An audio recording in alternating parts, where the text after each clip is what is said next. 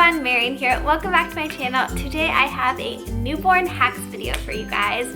I am the mother of two little boys, a 2.5-year-old and a newborn who's actually very shortly growing out of the newborn stage. He's almost 3 months, 2.5. So I figured now would be a perfect time to film this video because we are right in the midst of it and soon growing out of it. And if you hear his little cues, he's right over there, so he'll probably be in this video in just a minute. I hope you guys like it. If you do, please make sure to give it a big thumbs up, and I would love it if you subscribe to my channel. I make videos about being a Jewish mom and I upload on Mondays and Thursdays. Okay, so let's jump into the hack.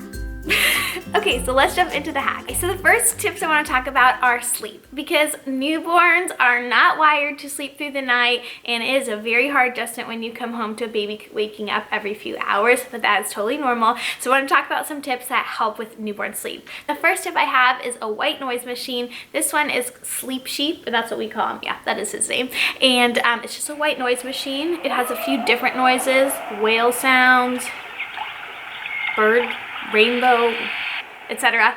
So I really recommend one of these products. You'll notice that babies sleep really well when you're out and about, like at a restaurant, at a party, like where there's tons of loud noise or just ambient noise going on. And it really helps to have one of these at home. It really just muffles those like minor sounds that comes up when baby's sleeping. And it teaches them to not have to be in a 100% totally quiet space to sleep. The next tip I have is when you're feeding at night to swaddle before you feed. So this is my favorite swaddle blanket. I will talk more about it in a little bit. It's from Aden and Anais, but basically when you're feeding at night, you just want that baby to go right back to bed when you're done. So what I recommend is when they wake up, change their diaper, settle them down, and then put them in their swaddle, then feed them, and hopefully you can put them right back down in their crib afterwards without having to swaddle them, which wakes them up a lot. By the way, this right here is the SNOO. I have a whole separate review on it. I 100% recommend it for sleep. We have a 2-month-old Corey who is now sleeping through the night, which is truly a miracle, and the swaddling for the SNOO is super easy. Because we're on the topic of sleep, I'll just mention it. If you are struggling with newborn sleep, you might want to think about buying one of these or even just renting one, but it comes with its own swaddle, so you just zip the baby in. It's called the 5-second swaddle. It's really nice. But if you don't have the SNOO, using this and just swaddling the baby before you start to feed them at night, I think really helps the transition. Speaking of helping your sanity for sleep, I also want to show you guys what I keep right over there next to the bed. So at night, next to my bed, every night, I just put a handful of diapers, some wipes, and again, one of these cloths. Even though we don't swaddle our baby in it, I use this to change his diaper. All that I do is I do not take him over to the changing table in the middle of the night. I just put this on my lap, on top of the sheets, and change his diaper right in front of me. I've got the wipes, the diapers right there. I literally don't move from the bed, as you can see. If he's got a poop explosion or something, of course, that's a different case. But generally at night, it's just pee. It's just an easy diaper change. So I do it right on my lap, sitting in bed. I put the dirty diaper in a little trash can over there, and that's it. I'm done. It makes nighttime changes so much easier, and I think it's much less disturbing for the baby, which helps them get back to sleep right afterwards. My next few tips are for crying. Babies cry. It's just one of the things they do. But I want to show you guys how I like to calm babies down.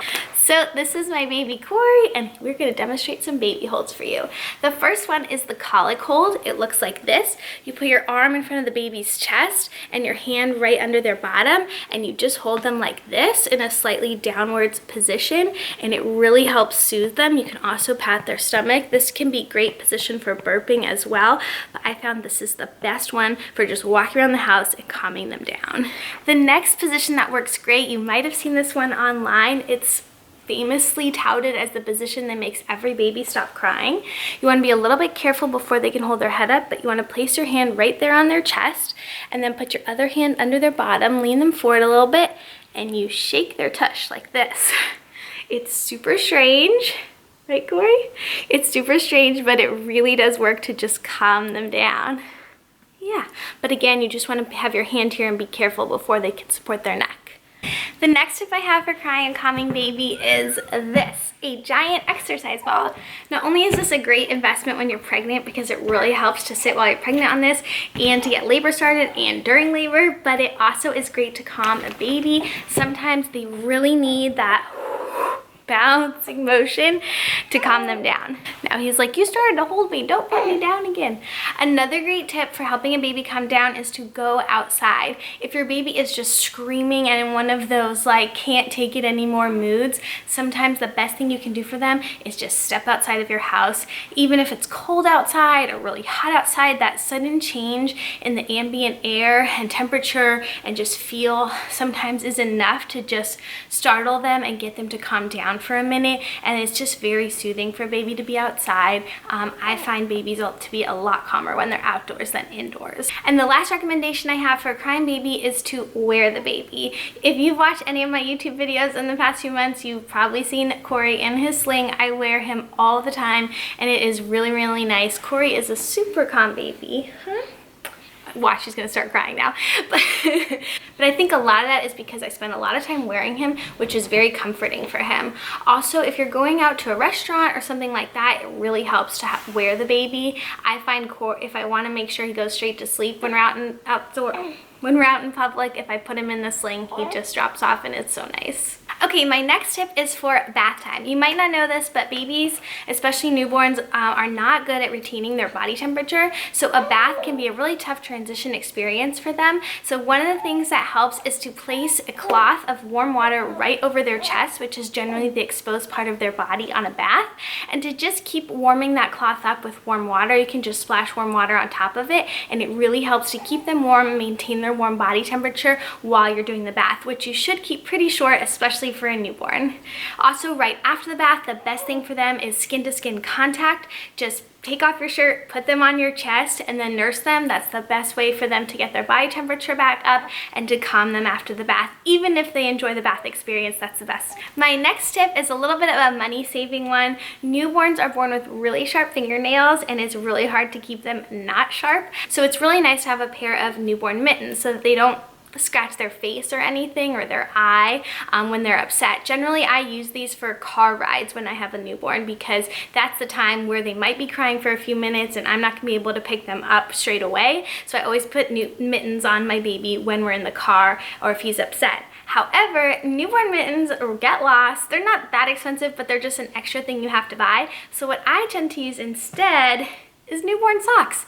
It's always nice to have an extra pair of socks with you anyways because the ones on their feet tend to fall off. So I love having newborn socks to put on their hands when we're in the car, when I want to cover up their hands, because then I have an extra pair of socks and I don't have to invest in a ton of newborn mittens. My next hack for you guys is to buy onesies with zippers. So this is a perfect one. This is one of my favorite ones from the Gap, and it just has a zipper to take on and off from the baby. As you saw, that took me 0.2 seconds to do, versus something like this, which is an adorable outfit, but this is buttons. I seriously don't know why these snap buttons were even invented for babies' clothing. You'll see they're all over the place, but they are so hard to do. I swear, like, can we time me buttoning this up? And there's not even a baby in it wiggling around.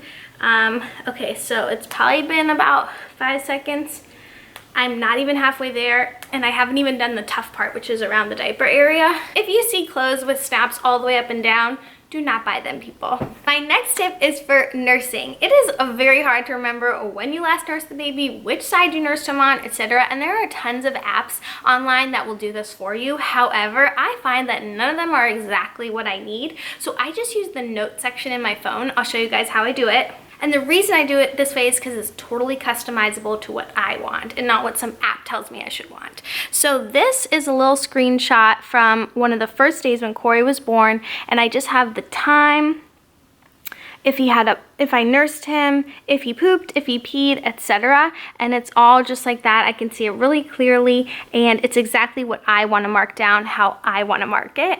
Now that he's 2 months old, I'm not recording every dirty diaper he has, but I do still record the nursing times because I tend to forget. So I just use this. I've got my symbols of like the mom being like, I don't know, or the bottle if I pumped milk, etc. And sometimes I'll put his nap time in there if I just want want to remember like how long his naps were, if I'm trying to see what his schedule like, etc. So again, I just use the note section on my phone and different emojis because it's fun and easy to see, and I don't worry about any of those apps. So the last thing I want to talk about is just how to have a calm and peaceful household with a newborn. So I tend to think that our home is pretty calm, even with 2 dogs and 2 kids running around, and I think that's because I try to have a calm attitude in the home. And one of the ways I achieve this is just to understand that it's okay for a baby to cry. Babies cry, that's what they do. I'm in no way recommending that you let your baby just cry and be upset without you attending to them if they need them, etc.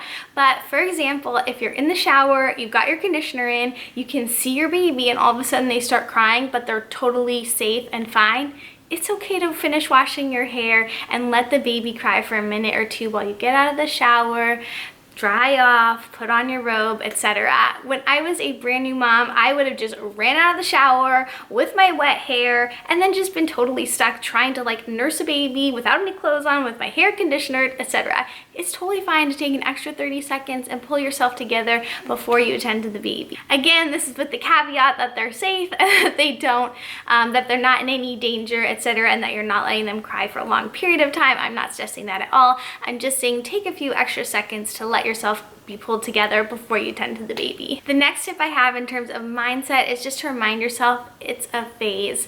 When my older son didn't sleep, and that was a long phase, I kept saying to myself at night, it's just a phase. When he's an 18-year-old teenager, he's gonna be sleeping all day, I'm sure. These newborn days are really short. They truly fly by. When you're in the midst of the baby crying and trying to comfort them and swaddle them and nurse them, it kind of feels like this will never end and it's just so hard. But the truth of the matter is, in just a few short days, sometimes that phase will be done. So I just really keep that mindset when it's a tough day that it's just a really short phase and things will change so soon.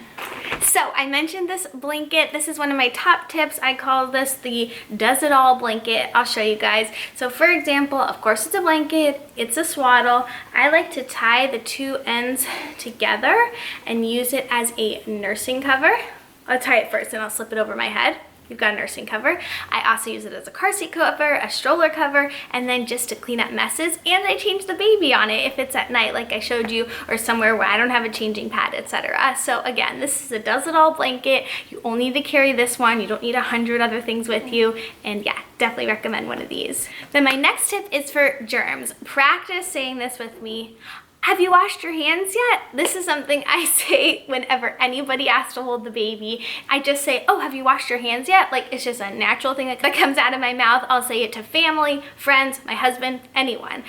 It's just good to get in that habit of reminding people to wash their hands before they pick up a newborn and to not make it a big deal and not make it awkward. It's not because you don't love them or trust them. It's just because they probably haven't washed their hands that recently, and it's best to keep those germs away from a newborn. The next thing you should feel very empowered to say is, oh, his pediatrician recommended X. If there's anything that you want or don't want, like you don't want people coming up to the baby and sniffing it or touching it, etc., or you don't want the baby to go out at a certain time, or you don't want to do something, all you have to say is, oh, the pediatrician recommended that we do X. And nobody's gonna question you. So feel fully empowered to use that line. But in all honesty, don't even feel the need to do that. You're the mom now, you're in charge. Do what you want and what you feel is best for your baby. So those are all my newborn tips for you guys. I hope that you found them useful. If you did, please make sure to give this video a big thumbs up and subscribe to my channel down below to see more. And I'll see you in the next one. Bye. Say bye-bye. Bye-bye. Bye-bye.